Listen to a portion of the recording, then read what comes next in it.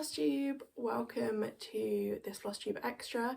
My name is Jess and I'm Cross Stitch Jess here on Flosstube and over on Instagram. Determined to get that right. It's not like it's hard. My pronouns are she and her, and this is Alfie, who, because I'm sat on the floor, is going to be very involved in this video. We'll see how it goes. This is going to be a bit of a Flosstube extra.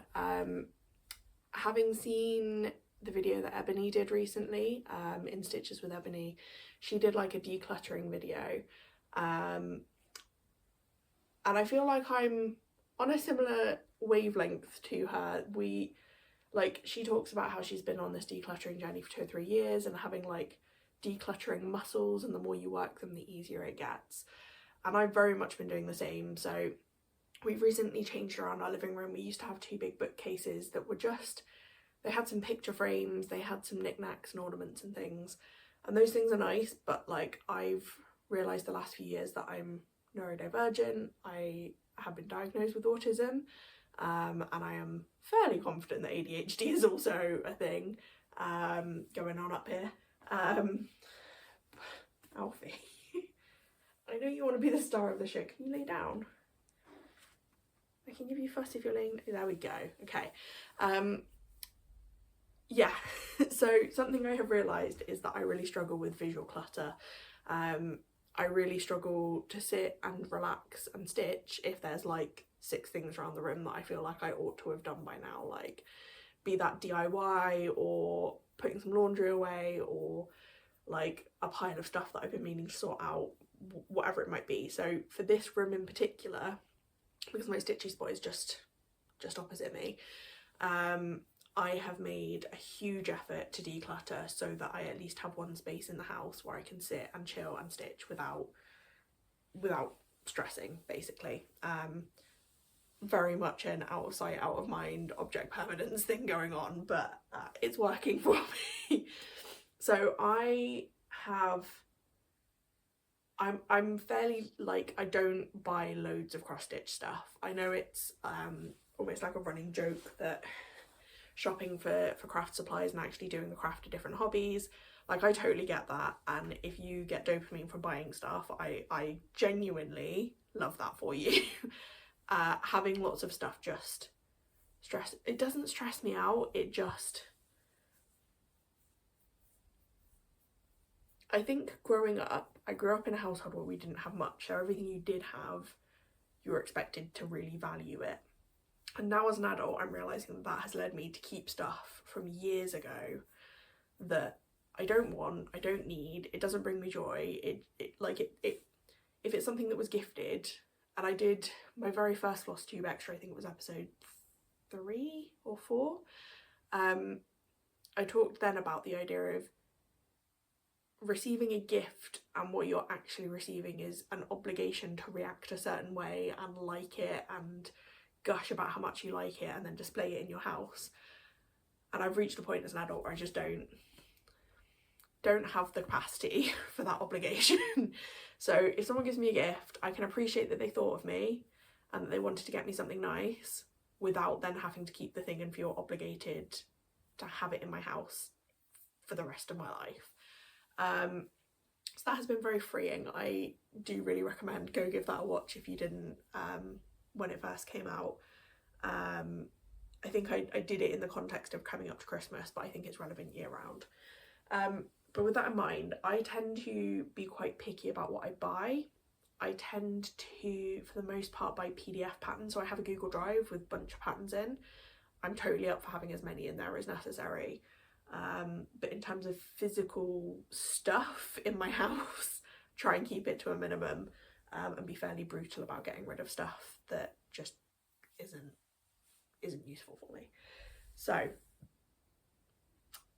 first thing, I'm going to start with these boxes here, obviously down in a very unhelpful position. So the first box I have is my WIP box. Can I lift it up? Oh, right, so I have quite a few WIPs. They do all fit in this box, and I think, like Ebony talked about having, like, almost allocating space for a type of thing. I think having a box of WIPs is about right for me. I think I don't want to end up with my whole Kallax unit full of projects. Within this box, I do have them organised into a couple of different categories. And I talked about this, I've literally just filmed a Flosstube update, so I talked about it a little bit there. But at the bottom here, at the front, we have my big full coverage projects. And I've intentionally oriented the box so that those are the first ones, like if I only slide it out part way, those are the most easily accessible ones, because those are the ones that I want to like focus on this year. This in the middle is my tablet case, which is currently empty because my tablet, when I'm at home, it lives by my stitchy spot. But everything on this side of that case is like linens and even weaves or beads. I think that was my criteria. So things that I need really good light, I need patience and an urge, and in the case of beads, space to like have those out. And then everything else on this side, from the tablet case across, are either small or they're mostly small Ada, so I can stitch sewing method, and they've got fewer colours, so things that I don't kit projects up with all the flosses. The exception is Gecko Rouge kits, which come with the flosses, and things like Mill Hills or Fancy Flosses, they live with their projects, just because I don't have a master storage system for those just yet. Everything else I work from my master set, so having projects with like only a couple of colours lets me grab the colours, chuck them in the bag and go quite quickly.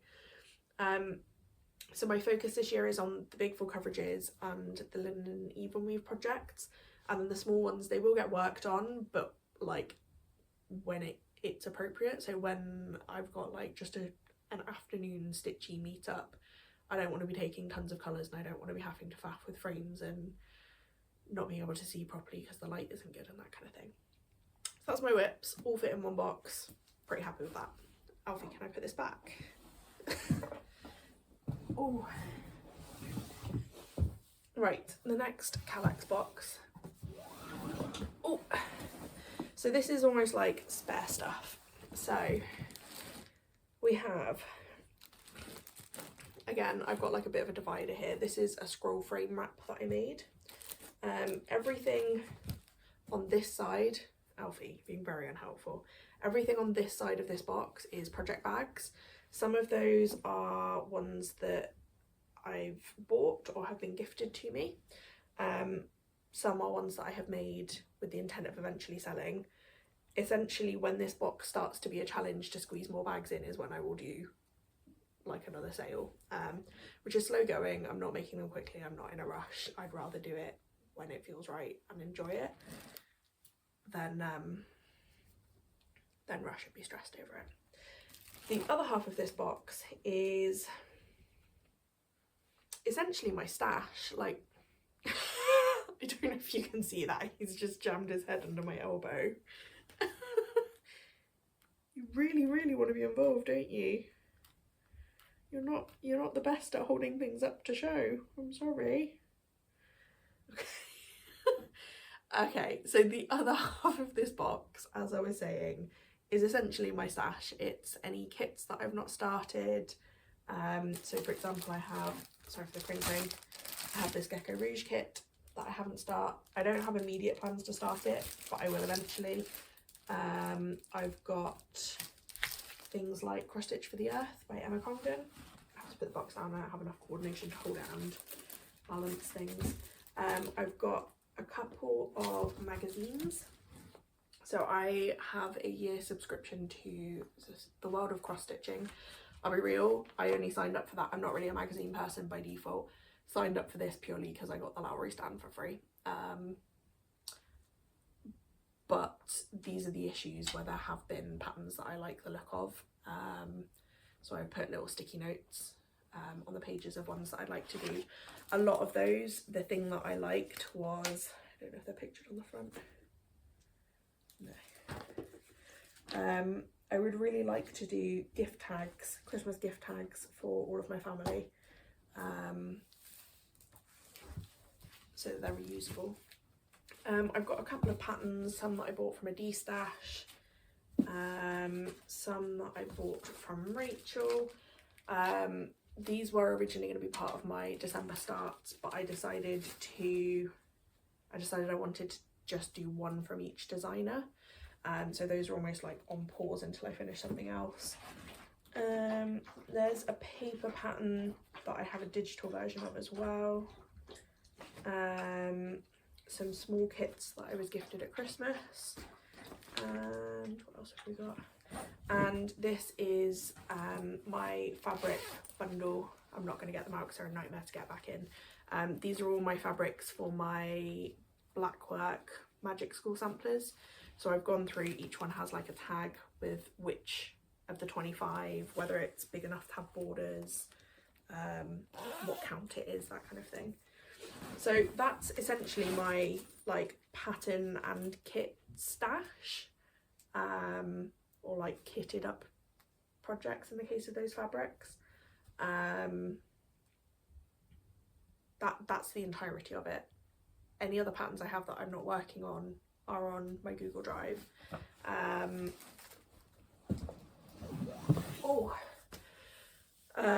Further down the Kallax, I do have one cube that's like got a shelf in the middle. I'm not going to try and rotate the camera because when I tried to do that, it fell on my thumb and I now have a purple nail because I got a nasty bruise from it. I've got one more cube that's got half fabric dyeing kit, so my like glass bowl that I do that in, and the towel that I put down, and the couple of dyes that I've got bottles of. And I've also got a shelf with, grab just one, very attractive scooching going on here. So these bead storage. Is it pass inspection, Alfie? So these have like the little Tic Tac style boxes for beads to go in. I was gifted a set of 4 of these little drawers for Christmas from my dad, but I haven't yet got around to actually putting the beads into those. I just haven't got around to it yet. So that's everything that's in the Kallax unit. He's really determined. Coming over to under the TV here is what used to be all of my storage. So in the past, my projects lived next to my stitchy spot, and I just didn't have stash in terms of projects and spare bags and kits and things. Most of those are relatively recent acquisitions, but that's okay. Like, one extra cube of a Kallax is not that much. So over under the TV, this half is all TV related stuff, game related stuff, life stuff. So these 4 boxes and this tray are basically the rest of my storage. This tray, I'm gonna come back to the tray. The tray is kind of the dumping ground of stuff that needs to get sorted and put away. But the bits that I wanted to talk about first was fabric storage. So I'm very proud of this. I'm gonna shuffle closer to show you. So this is my fabric storage. This is, other than one bundle of, like a very big bundle of white 11 count that I got for free on a Destash, this is all of my fabric. The way that I organise these, each one is in a bag. I bought a pack of these bags, I think I got 100, and each one has like a sticker on the corner here. You can see this one's number 1. So each one has a number. Excuse me. Alfie, really curious. Oh no, can you not dribble all over my... Have a smell. Jesus Christ. It's just a tape measure. Are you done? Can you lay down?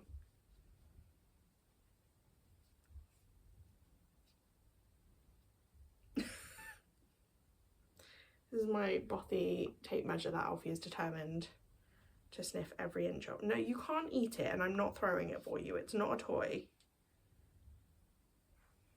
What's this? Distraction. No, leave it alone. Enough. Come here. Come lay down. Have pets, they said. It'll be fun now, they said. Right, so all of these bags have one type of fabric each. Some of them might have several pieces. So for example, I think I've got like 4 different pieces, 4 different cuts of black. 18 count, 14 count. I'm gonna guess 18. I've got quite a lot of black 18 count in different sized pieces. Alongside this box of fabrics, I have a spreadsheet, and I will try and insert like a snippet to show you. But basically each bag or each piece of fabric has a row on a spreadsheet that says what bag number it is, what colour fabric it is, what count it is, and then how many inches wide and tall it is. It then has some columns that calculate themselves that basically says how big of a project I can fit on that piece of fabric with 2-inch borders. And it does it for over 1 and over 2. And that basically lets me, when I want to start a project, I can go to my spreadsheet, I can filter it based on how wide and tall it needs to be, and it will tell me which numbered bags I have fabric in that suits. And I can then come and look at, are those colours suitable? Do I like it for that pattern? That kind of thing. I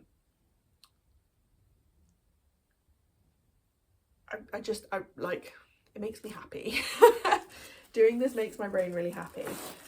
Some tips if you wanted to follow this approach. If people are interested, let me know. I'm happy to put a template of the Excel that I use. I have it on my Google Drive, so it lives with all of my digital cross-stitch stuff. So I can access it on my phone, my tablet, but whatever. 2 things that I would highly recommend. One of them is not here, so excuse me. 2 tools, I guess, that I would really recommend if you want to do this fabric storage system. Firstly, get the bags. I think I just got mine from Amazon, but if anyone's interested, mine are 6 by 9 inch, 100 grip seal bags. And they say grip well on the front there. So yeah, get some kind of thing like that. You could also do it wrapping them around card, which is I think how Ebony has her fabric stored. How Ebony has hers stored, and you could just have the number written on the corner of the card poking out. But yeah, for me the bags worked better. So 2 tools. This is a cross stitch gauge. It says Yarn Tree is the brand. I bought mine from Lakeside. So what this is a ruler, but it has for your different counts. Can I hold it up close enough? So for your different counts of fabric, it has an inch split into the right number of sections. So what you can do is lay this over your fabric and basically just line it up with the stitches and see which row do the stitches line up with the markers. So it's a really good way of finding out what count your fabric is without having to do a test swatch or whatever. It's also really handy for starting a project. I will quite often fold a piece in half and then look for half the stitch count plus 2 inches.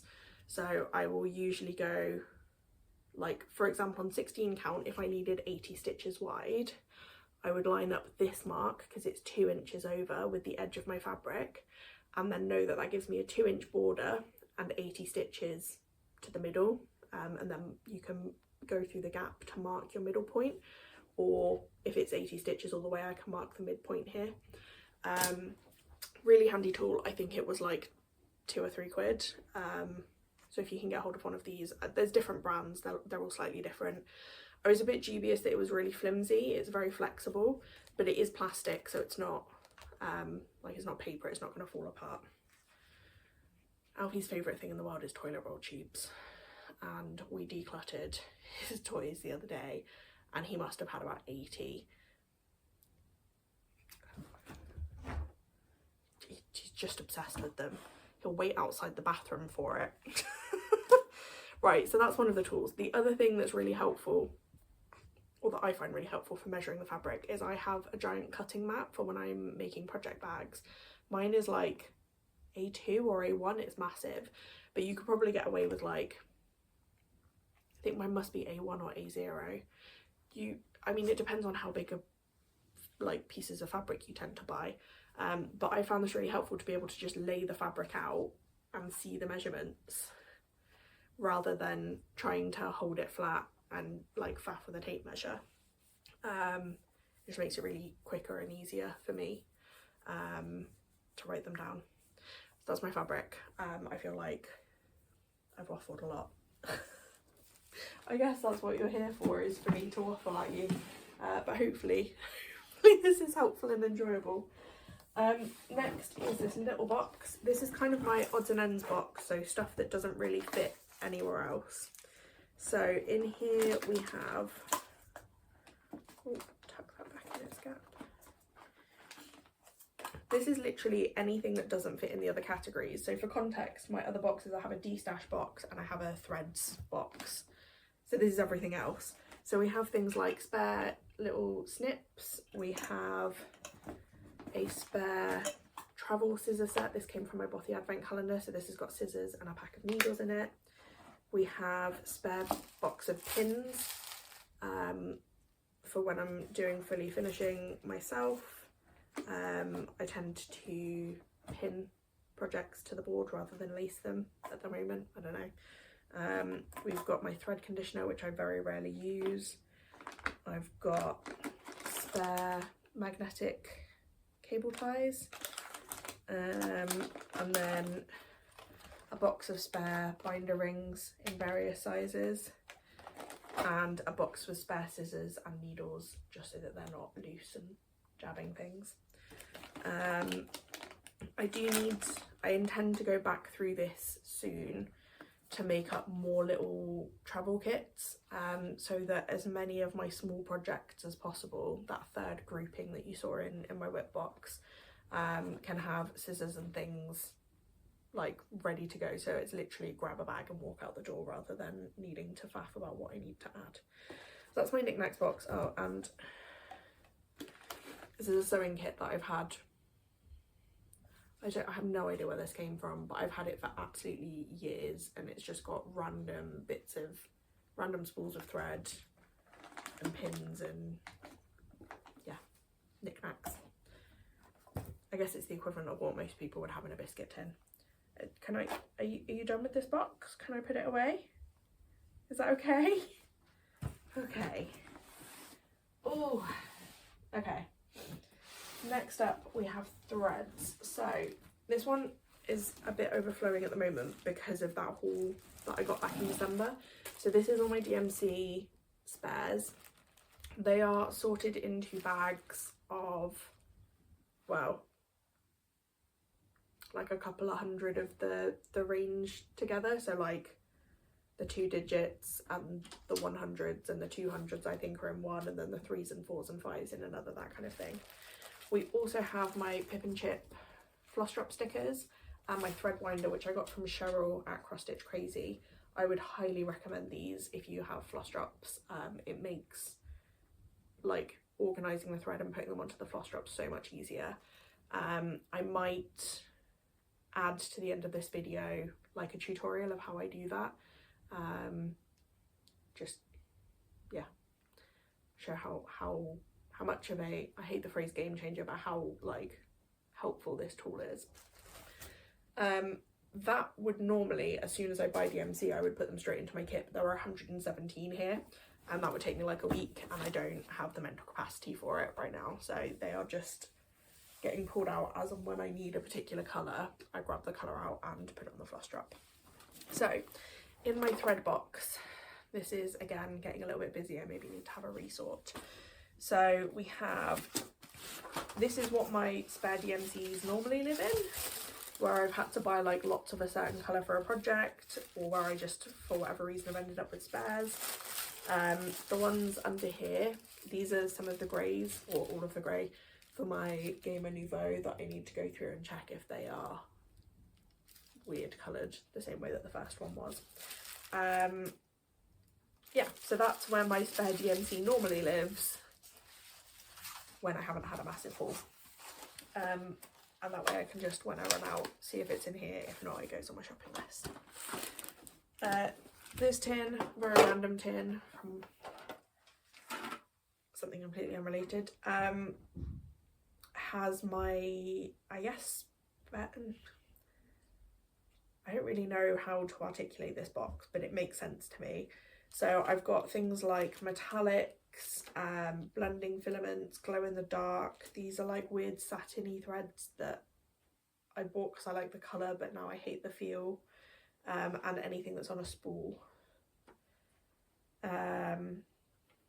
My single silk over a soie 103 for my what's the word, magic school sampler. This tin isn't really working because it pops open, but for now it's what I got. Try and not let it pop open.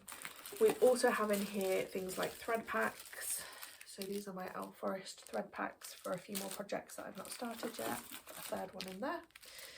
We've got some random board game cards because, for reasons I won't go into, we're getting rid of the rest of this game. Basically it's like a game with a story behind it. When you finish the story, the game is done. And I used most of the components to frame our board and put a bunch of components on, so that now decorates our games room. These were the ones left over that I just didn't have space or need for. So I'm thinking of trying to use these as floss drops. I can't remember who brought that idea up, but someone at the Bristol Stitchy Day was talking about using game cards as floss drops. We've got another game here where we've got some leftover cards that aren't useful anymore. And we also have some little cards from our wedding. This is a game called Sneaky Cards. They're basically like challenges, and the idea is you do the challenge and then pass the card on to the person involved in the challenge, and they then do the same thing, and it's like a spreading good vibes, spreading good deeds kind of thing. But we got these little cards printed to send them out with our wedding invites, but we have tons left over because who knew, getting like 250 of something printed costs like £1 more than getting 20 of them done. Anyway, by the by, those are basically there to be used as floss drops if and when I need them. This is very counterproductive. Excuse me. What else have we got? Got spare floss away bag type things. Got a tin of DMC variegated. Again, I want to do a video of how I put these onto floss drops because it's a bit different to the regular DMC. So I might make this a bumper video with stash tour and how I organise threads. I've got my bag of spare Annie's Keepers. I've got a spare floss card, which is like a wooden one that I think came in one of the magazines. And lastly, this little bag which has my spare beads in. So these are what need to go into those little drawers. That's my leftovers from the stockings and from Tangled Fire. Yeah. So for now everything fits. Well, it doesn't because the DMC doesn't fit, but the stuff that should be in this box fits in this box. The DMC, I guess, is the exception. Can I pop this back? Excuse me.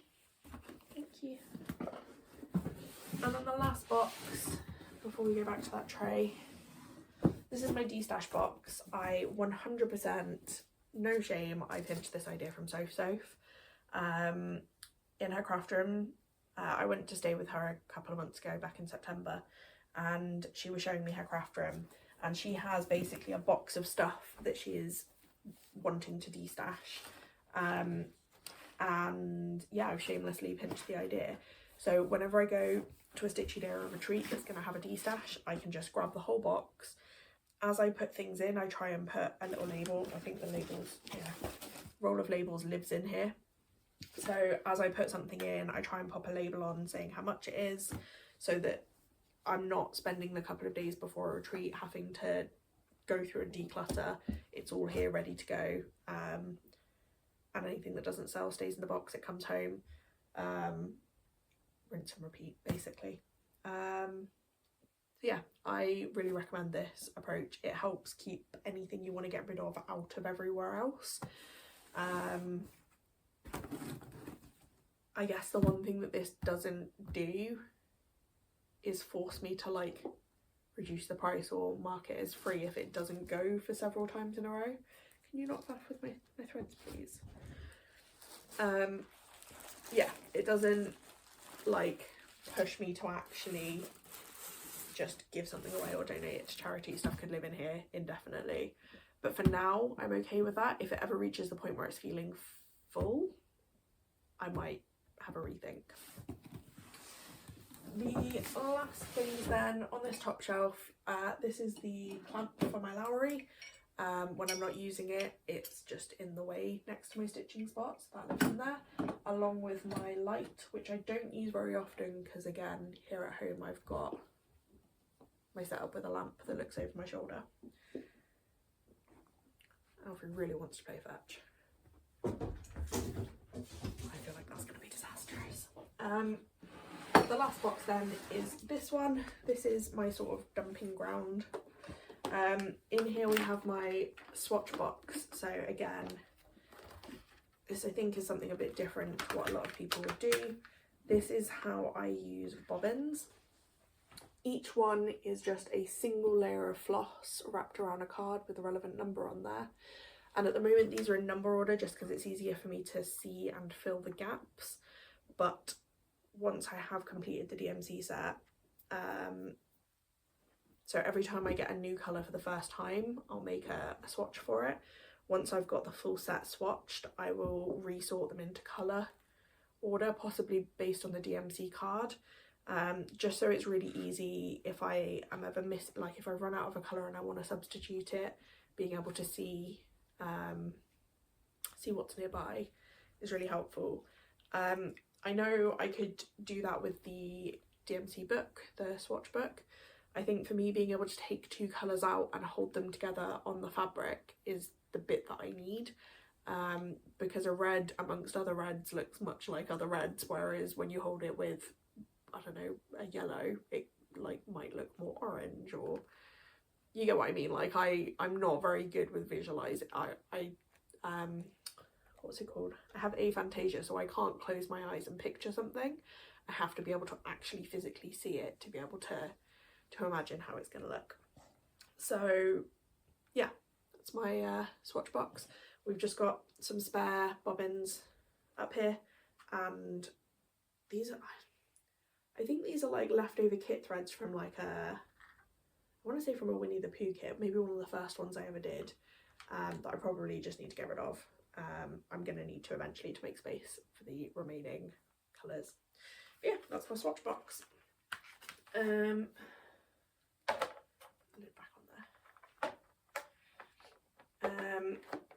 there. And that, I guess, ideally that would live on top of my thread box down here. But at the moment my DMC collection that needs putting on floss drops is there, so that lives in this tray. The other stuff in this tray, we've got my giant nudge, because my others I hang on the lamp. You might have seen those in the background of some of my other videos. I hang them there so that they're easily accessible, but this one is massive and it interferes with opening my thread storage. It's just in the way. So that lives here. I don't use it that often, so if I'm going to use it, I don't begrudge getting up for it. We've also got some yarn, which I'm going to check over there actually, because I've got other yarn stored elsewhere.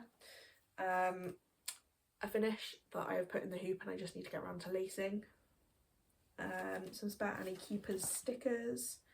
We've got some silicone earplugs which you can use as thread conditioner. I've got a big old hoop that didn't fit in my finishing stash upstairs. A random button, which I think I might finish something really small and stick it on here. And then in the very bottom, we've got my knitting and crochet needle / hook, because I've done like one project of each. In the bottom we've got my light pad, which I don't use very often, and then some spare Annie's Keepers things, and the plug for my lamp. So this is very much like a bit of everything box, but it works. I say that, I'm now going to struggle to get it all to go back in nicely.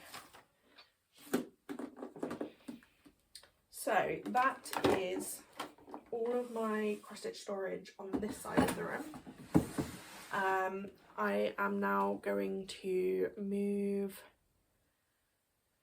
the Lowry and camera. Okay, so I went on to talk about to demo how I put thread onto the floss cards and floss drops and how I deal with variegated thread, but things are getting quite long, so as I'm editing I've decided I'm gonna cut it and do it as 2 separate videos. I hope you found this useful. I hope you've enjoyed seeing how I organise things. I hope there was something there that maybe like you hadn't seen before. Let me know what elements of that you liked. Let me know if you like this type of video, or should I just stick to regular, like showing my stitching updates. And if there's any tips you think that I might not know in terms of storage, please let me know. I always love the tips and tricks. I loved Ebony's time will tell box. I think that's a great idea for things that you're indecisive about. So yeah, always keen for new ideas. I'm going to leave you there. I hope you've enjoyed this, and I hope you've had some good stitching time whilst you were watching, and I'll see you next time. Bye for now.